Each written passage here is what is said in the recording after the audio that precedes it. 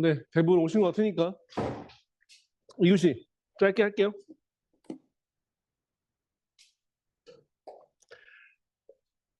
소켓. 소켓도 한번 나왔죠, 이번에. 최근에. 이게 저희 때, 이것도 저희 때 나왔는데, 요즘에 또 소켓이 나와서, TCP 웹소켓? 이거는 왜 냈냐면, 두음을 외우시라고 한번 냈어요. 두음을 외우시라고. 일단 소켓 같은 경우에는, 보면, 네트워크를 통해 컴퓨터가 데이터를 주고받을 수 있는 통신 방식을 말합니다. 그냥 통신하는 거예요. 소켓. 네트워크를 통해서 통신한다. TCP 소켓이 있고 웹 소켓이 있고 UDP 소켓 이렇게 총 세 가지가 있습니다.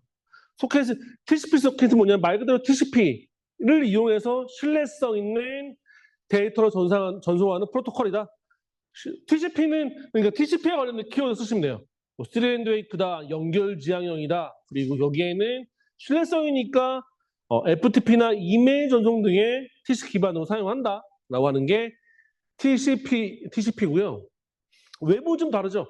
웹은 TCP랑 비슷한 것 같은데 맞습니다. TCP 기반이긴 한데 이거는 좀 차이점이 뭐냐면 실시간 양방향이란 말이 들어가야 돼요. 양방향. 양방향. 양방향이란 말이 나오면 사실 차이점은 끝나요.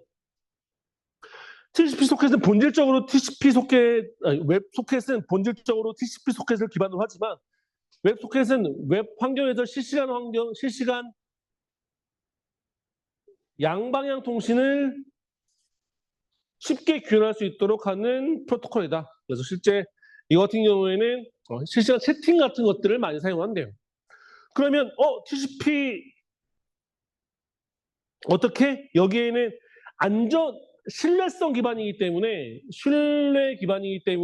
내가 준비가 되고 네가 준비가 돼 있으면 내가 전송을 하는 거예요. 그래서 이거 보통 바인드라고 하죠. 바인드. 그래서 여기는 소바리 엑센클 샌드 이걸 샌드라고 하고 클로즈 다 내가 준비가 되면 얘도 준비가 돼야지 데이터를 전송하게 되어 있습니다. 양쪽으로. 그래서 소바리 엑센크라고 저는 외웠는데 이렇게 아무리 소켓 통신에 대한 코딩 코어 쪽 통신한다고 하더라도 이런 용어가 명확하지 않으면 답안지 채점은 고득점이 나오기가 힘들어요. 그러니까 우리는 차라리 두음으로 소바리 엑센크를 외우는 게 소켓 생성하고 주소 바인딩하고 리스닝하고 그리고 보내고 그리고 닫는 그런 구조로 되어 있다. 이 그림은 비슷하게 그리시면 돼요. 다 쓰지 않아도 되고 만약에 이거 몇 개 써야 돼요? 그럼 저 같은 경우는 그냥 소켓 바인드 이 정도 이렇게 한 두 개 정도로 같이 엮어도 될 것 같다는 생각이 듭니다. 그래서 소바리 엑센클이라는 용어가 나와야 되고요. 그리고 웹소켓은 TCP 기반이기 때문에 먼저 핸드쉐이크를 해요. 핸드쉐이크를 해서 내가 안전하게 됐어? 나 통신 준비됐어? 한 다음에 양방향 메시지를 전송하게 되어 있습니다. 양방향. 양방이라고 했죠? 실시간 웹이니까 HTML5를 통해서 양방향 통신한다. 이게 키워드 끝이에요. 이 그림이랑. 그러니까 어렵게 접근하지 마시라고 한번 내봤습니다. 어렵지 않아요, 이거는. 두음만 외우는 게 훨씬 편해요. 사실 두음만 있으면 훨씬 편하니까. 그래서 연결 지향적인 TCP 소켓과 웹 소켓과 다르게 VoIP 그리고 실시간 스트리밍 또는 비연결 지향형인 UDP도 존재한다. UDP는 내가 준비가 되어 있는 중요하지 않아. 나는 그냥 보내면 돼. 그냥 보내면 돼. 소바리 생크리, 엑시트에서 서로 간의 상태가 연결되어 있는지 안 연결되어 있는지 안 중요하지 않아요. 그냥 나는 소켓이 생성되어 있고 주소만 받으면 그냥 쏘면 되는 거죠. 쏘면. 그래서 UDP는 좀 다르다. 소바리 생크, 소바리 데이터 수신한 다음에 그냥 데이터 전송하고 소켓 닫고 네가 받았는지 안 받았는지 나는 확인하지 않아. 왜냐하면 비연결형이니까. 그래서 이렇게 세 가지는 키워드 두음만 알고 계시면 돼요. 두음만 알고 계시면 됩니다. 다음은 EDR, SIEM, SOA. 이것도 요즘에 보안에서 많이 나오기 때문에 EDR 보면 이게 그 각 진화 단계는 아닌 것 같아요. 제가 보면 그냥 각각에 돼 있는 거고 진화라고 말하면 한 EDR과 XDR 정도? EDR 같은 경우는 엔드포인트를 보호한다고 되어 있는데 엔드포인트는 보통 우리가 흔히 컴퓨터, 서버 이런 것들을 엔드포인트라고 하죠. 내가 갖고 있는 모바일 같은 경우 엔드포인트에 대한 위협 탐지나 대응하는 솔루션인데 XDR은 컴퓨터나 서버 이런 엔드포인트 추가로 네트워크나 뭐 이메일 이런 것들까지 보안을 추가하는 게 XDR입니다. 좀 더 확장한 거죠. EDR은 키워드가 푸푸디래. 그렇죠? 푸푸디래. 프레딕트 예측하고 프리벤트 방어하고 디텍트 탐지하고 대응하는 푸푸디의 키워드를 외우시면 되고요. SIEM이 EDR에 발전했다라고 보기에는 어렵지만 근데 문제가 이렇게 나오니까 발전했다고 뭐 그렇게 연결하면 될 것 같아요. 그리고 마지막에 4달러에 그냥 XDR 쓰면 되고. SIEM 같은 경우에는 굉장히 많은 서버나 시스템 장비들이 있는데 거기서 나오는 로그들이 있습니다. 로그라는 말이 되어야 되고 로그나 이벤트들을 수집하고 분석하는 중앙 집중식 관리 시스템을 말합니다. 그래서 여기에는 악성 그 코드나 위협을 탐지하기 위해서 로그나 이벤트를 분석한다. 로그나 이벤트 분석 이 코드가 나와야 돼요. 아니, 그 키워드가 나와야 됩니다. 소아는 키워드 엄청 많죠. 여기에 있는 키워드들뿐만 아니라 하나가 더 들어가 있죠. 자동화라는 말이 들어가요. 자동으로 알아서 모니터링 해주는 거예요. 자동화 그 모니터링에 중점을 둔 솔루션으로서 그 여러 보안 도구를 통해서 자동화된 대응을 가능하게 하는 게 자동화라는 말이 들어갑니다. 이 키워드뿐만 아니라 자동화라는 말까지 왜냐 보안에 대한 키워드는 다 비슷비슷하게 보안을 대응하고 위험을 탐지하고 취약점을 대응하고 뭐 그런 것들이 많기 때문에 다 애매해요. 그렇기 때문에 키워드가 좀 명확하게 들어가야 될 필요성이 있습니다. 그래서 각각은 여기 그 자동화 만약에 이걸 모르겠다라고 해도 자동화라는 얘기는 들어가요. 자동화까지만 들어가도 한 3분의 1은 맞아요. 아예 안 맞는 게 아니라. 근데 이것까지 들어가야겠죠. 이거 키워드 이거 그리고 EDR은 엔드포인트 푸푸디레 그리고 심은 로그 이벤트 이 내용이 들어가면 됩니다. 그리고 XDR은 네트워크 그 엔드포인트인 컴퓨터나 서버나 이런 모바일뿐만 아니라 네트워크, 서버, 이메일 이렇게 다양한 보안 데이터를 통합해서 위협을 탐지하고 대응하는 솔루션을 말하고요.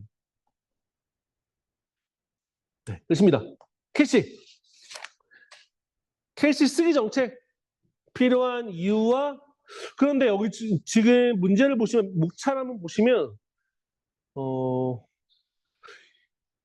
캐시 필요한 이유와 주소 매핑 방식, 쓰기 정책, 그 유지 기법. 굉장히 어려워 이거. 그런데 만약에 저는 시험장 갔으면 연습했던 게 다 무시가 될 것 같아요. 저는 그냥 이거 1달러, 이거 1달러, 1달러, 1달러 쓸 것 같아요. 멍해서 그냥. 뭐야, 너무 글이 많아. 우리가 연습했던 그거잖아요. 상식적으로 그럼 필요한 이유를 1달러하게 쓰고 0.5페이지. 그리고 매핑 방식 쓰기 정책 뭘 할까?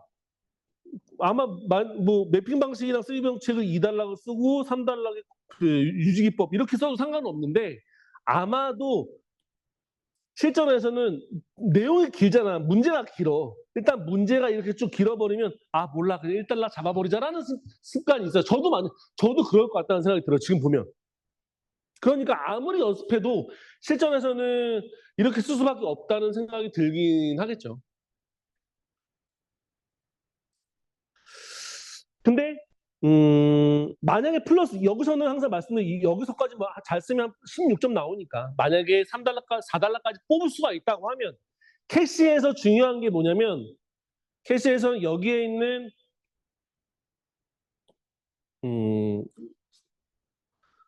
주소 매핑이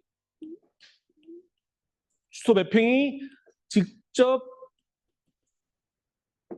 연관 용어 이게 영어를 한글로 번역하다 보니까 용어가 다 달라요. 여기 집합 연관이라고 하는 데도 있고 그리고 뭐 연관 집합 뭐 짬뽕 이렇게 연결되는 부분도 있습니다. 두 번째로는 정책 두 가지가 있죠. right through하고 right back. 세 번째 그리고 일관성. 그리고 네 번째 지역성.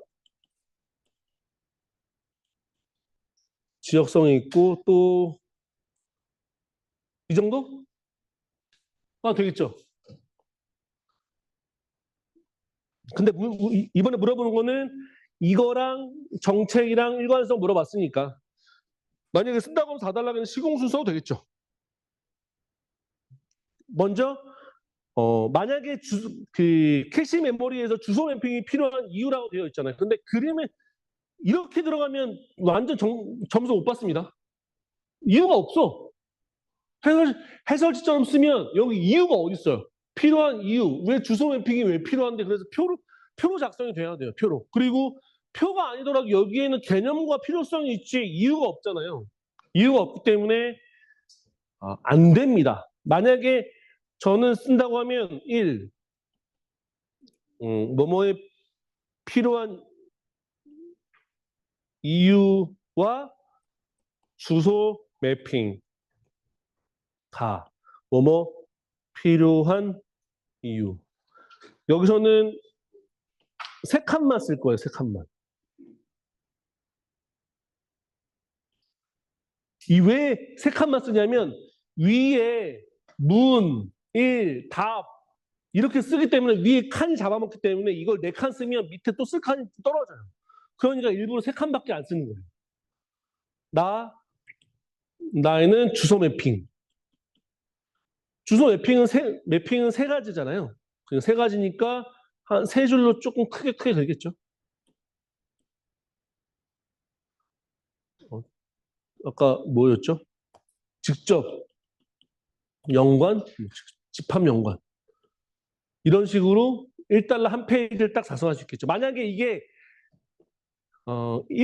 지금 1페이지가 아니라 2페이지에 작성이 되면 아마 한 칸 더 써도 돼요. 이해가 될지 무슨 말인지 모르겠지만 무슨 이해할지 모르겠지만 이게 문하고 답이 총 3줄을 잡아먹기 때문에 그런 겁니다. 위에 3줄을 잡아먹기 때문에 이거를 안 쓰는 거예요. 이런 센스도 좀 있어야 돼요. 이 칸을 위에서 여기가 잡아먹기 때문에 안 쓰는다라는 것도 좀 그럴 수 있구나. 그렇게 되는구나 라고 이해하시면 될 것 같아요. 그리고 직접 사상, 집합 연관 사상 캐시가 동작하는 거 한번 잠깐 시간이 없지만 잠깐 설명을 드리면 그러니까 여기 CPU가 있어요. CPU가 있고 메인 메모리가 있고 여기 하드웨어가 있어요. 캐시는 보통 CPU에 있지만 좀 더 이해하기 쉽기 위해서는 가운데 있다고 생각하는 흔히 쉬워요. 여기 MMU 자리.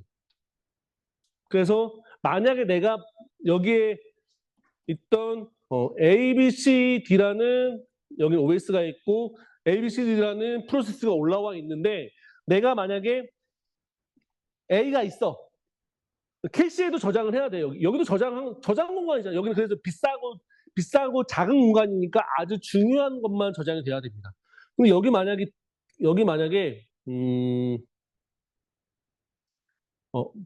이 A하고 E가 저장이 되어 있다고 쳐요. 그러면 만약에 첫 번째 A를 불렀어.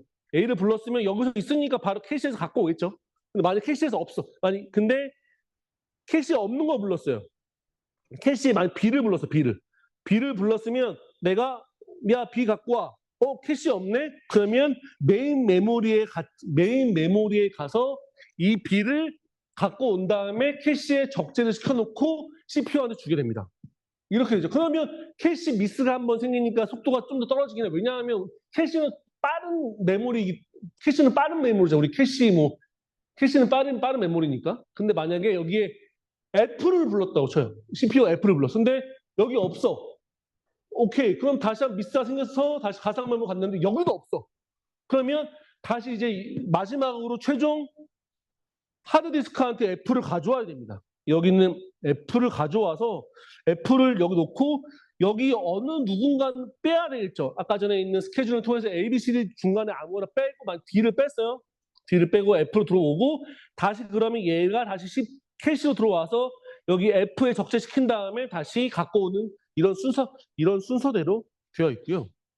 그리고 매핑 주소는 CPU하고 이 캐시하고 어떻게 매핑이 되어 있는지, 어떻게 연결되어 있는지를 확인하는 겁니다.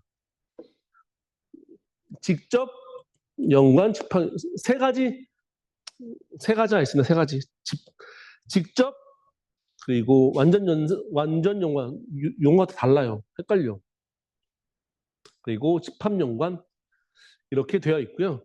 쓰기 정책은 write back이랑 write through 두 가지 있는데 보통 그 캐시가 내가 메모리를 업데이트할 때 아까 전에 여기 얘하고 업데이트 만약에 둘 다 없으면 얘도 업데이트를 하고 얘도 업데이트를 한다고 했잖아요. 그런데 이때 같이 업데이트를 하느냐 캐시만 업데이트하고 메모리를 나중에 업데이트 하느냐에 따라서 write back이랑 write through를 나눠주는데 write through는 동시에 캐시 메모리하고 주격 장치하고 바뀌었을 때 같이 업데이트하는 거고 캐시 메모리가 write back은 나중에 하게 되는 거 나중에 한다고 아시겠죠? 나중에 한다고 알고 있죠. 근데 보통은 우리가 일관성에 치는 상황 같은 경우에는 보통 write back에서 많이 발생을 해요. write through는 별로 많이 발생을 하지 않아요. 발생하긴 하는데 별로 발생하지 않는다. 근데 그 강글에는 일관성일 때는 만약 강글에는 그 write back일 경우에 일관성 유지가 상대적으로 많이 발생하기 때문에 뭐 일관성 유지를 해야 된다라고 적어주면 좀 더 이 친구가 write back이나 write through를 정확하게 알고 있구나라고 좀 더 이해할 수 있을 것 같습니다. 그리고 여기에는 그 MSI도 있고 이렇게 캐시 일관성 하드웨어적 소프트웨어적 이거는 보시면 될 것 같아요. 가시죠. SDN은 이게 사상기법인데 예전에 다 설명했던 건데 한번 보세요. 제가 빨리 넘어가는 거는 아까 전에 말씀드렸지만 캐시에 대해서 그 노션에 검색을 해보시면 다 나와요. 영상들 다 있어요. 그러니까 그걸 보시는 게 좀 더 편하실 거예요. 이건 자세히 설명되어 있으니까.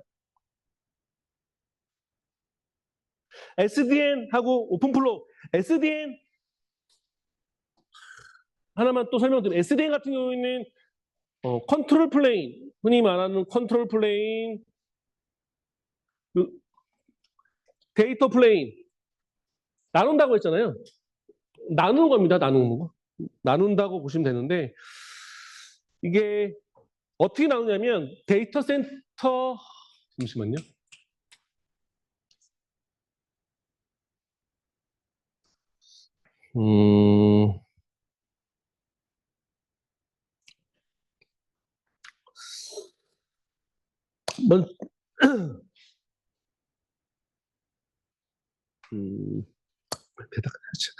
그 IDC 같은 경우, ID 센터 같은 경우에는 굉장히 많은 기업들이 입주했습니다. 근데 거기 다 서버들이 굉장히 많아요. 서버들이 굉장히 많은데 그 서버 안에 서로 다른 네트워크들도 많고 컴피그들도 많고 정책들, 데이터들도 많은데 각자 서버에서 관리하다 보면 IDC 입장에서는 굉장히 많은 문제점도 발생할 수 있고 또 하나 추가하면 또 문제가 발생할 수 있고 그렇기 때문에 이런 것들을 좀 효율적으로 관리하면 안 되나?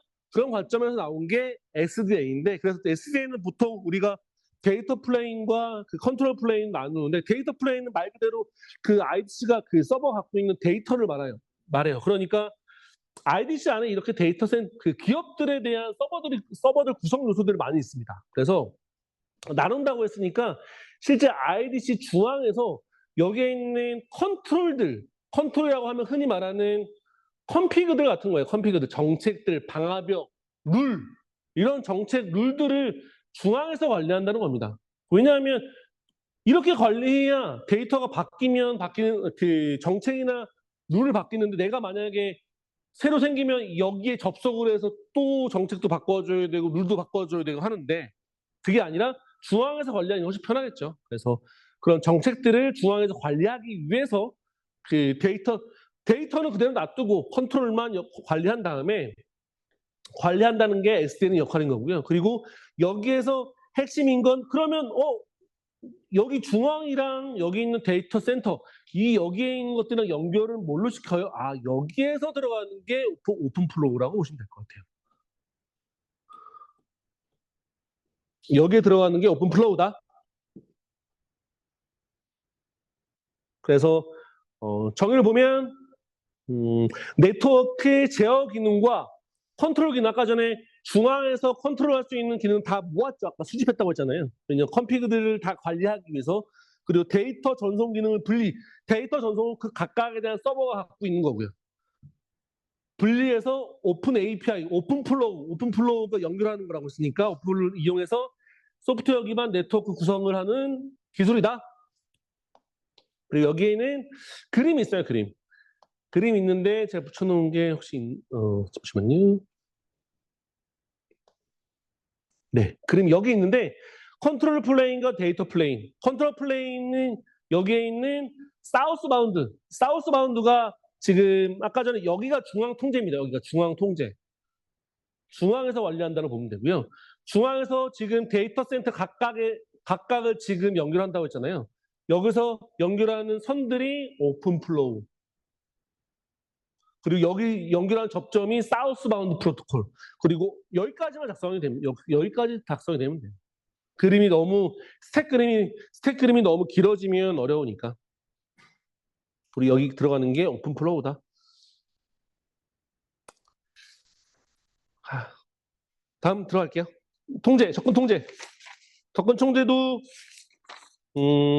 정책, 우리가 쓰는 정책이 있고 사실 이게 제일 중요하죠. 정책과 메커니즘과 그리고 모델, 정책, 맥백, 알백 그 시스템 내에서 누가 어떤 자원에 어떻게 접근하는지 그리고 메커니즘 같은 경우는 그럼 그 실제 정책을 실제로 어떻게 구현하고 적용하는 기술인지 여기 ACL 같은 경우에는 특정 자원에 접근할 수 있는 사용자 구름이나 목록을 정의하고 여기에는 CL, 여기는 capability, 여기 있는 사용자나 프로세서가 접근할 수 있는 자원과 그 자원의 권한입니다. 권한. 여기는 목록이라고 했는데 목록과 권한. 그리고 마지막에 보안 수준, 시큐리티 레벨. 이렇게 세 가지 메커니즘으로 구성되어 있고요. 모델은 비바, 클라글슨, 그리고 벨라파둘라 이렇게 세 가지. 그리고 만리장성까지. 만리장성 한번 시험에 나왔으니까 중요합니다. 이렇게까지 나오면 되고요. 웬만하면 다 아실 텐데 벨라파둘라는 군대에서 나오는 기밀성을 유지한 기밀성.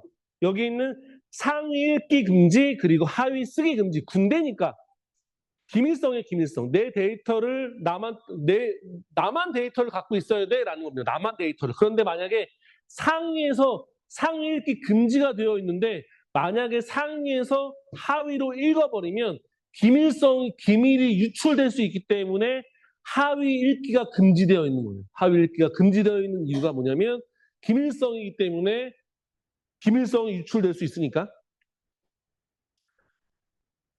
그리고 벨라파둘라. 비바. 네, 비바는 하위 읽기 금지입니다. 무결성이에요, 무결성. 무결성은 데이터가 정상적인지 확인하는 거기 때문에 그러면 데이터의 무결성을 위해서 내가 만약에 하위에 있는 것을 읽으면 잘못된 데이터를 읽을 수 있기 때문에 읽기 금지라는 내용이 나오는 거고요. 네, 그렇습니다. 클락 윌슨 이건 상업용에 사용한다. 그리고 마지막에 이거는 붙여넣은 거 있는데 이거는 한번 보시면 아까 있는 노 리드 다운 이런 것들이 좀 자세히 설명되어 있을 거예요. 여기는 제가 작성을 한 거기 때문에 자세히 되어 있을 거고요. 하나, 만리장성. 이게 만리장성 132에 한번 나왔습니다. 응용에 한번 나왔는데 이거는 직무분리 비슷한 영역에 있는 영역에서는 노출하지 말아야 된다. 흔히 그 변호사 의뢰인이 있어요. 변호사 의뢰인이 있는데 여기에 의뢰를 하고 여기에 의뢰했어요. 각각. 서로 간에는 상충 관계에 있을 때는 그 정보를 접근 통제를 해야 된다는 겁니다. 그래서 직무 분리 이해 상충을 반영하여 서로 상충 관계에 있는 클래스 간의 정보를 접근 통제를 해야 된다. 서로 비슷한 공간, 근데 이해 상충이 된다고 하면 그 정보는 접근 통제가 된다는 게 만리장성 모델입니다. 마지막 DMA는 CPU가 굉장히 바쁜 역할입니다. CPU가 바쁘니까 모든 IO들, 프린터, 마우스 이런 것까지 다 통제를 해버리면 바빠서 일을 할 수가 없어요. 그렇기 때문에 이런 짜치한 일들은 야, 니네가 좀 알아서 해라. 내가 CPU가 나 바빠 죽겠는데 언제까지 니네 뒤치다거리 하고 있을까? 알았어. 그런 것들은 내가 알아서 할게. 그래서 그 CPU 없이 DMA라는 나 CPU를 대신하는 DMA 컨트롤러가 CPU 역할을 해서 그거 해. 출력해. 그거 가져와도 돼. 인수해도 돼. 이렇게 권한을 주는 게 DMA의 역할입니다. 그래서 DMA는 절차가 굉장히 중요해요. 절차가 중요하고 유형 세 가지. 보통 버블 샤워라고 하죠.